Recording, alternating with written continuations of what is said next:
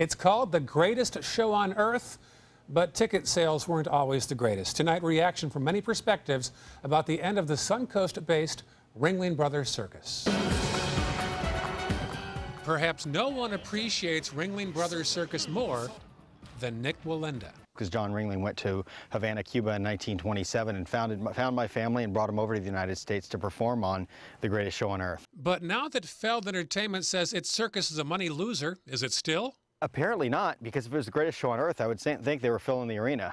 And when you ask people why they didn't consider going to the circus, many cite changing priorities. I also think times have just changed. And others say, make no mistake, it's the wild animals trained to act on demand. I do also hear the concerns about people that say how the animals are treated. Feld says when they dropped the elephants last May, ticket sales dropped dramatically as well.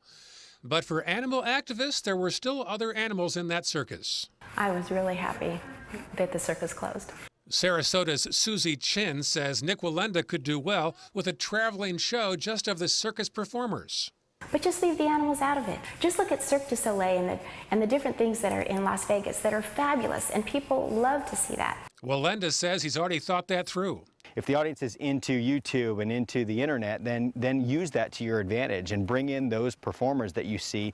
And I've done actually quite a few surveys and found at ages 14 to 24 that's what they're fascinated with, and that they would come see a show for sure if we incorporated those sensations. So that's certainly my goal and my dream. So while Ringling's circus might be over, the former Time magazine Clown of the Year, Bello Knox, says, don't think circuses are going away. Just in Italy, there are 300 circuses. In Germany, there are 400 circuses. The Sarasota native says he thinks Feld made a big mistake about a decade ago.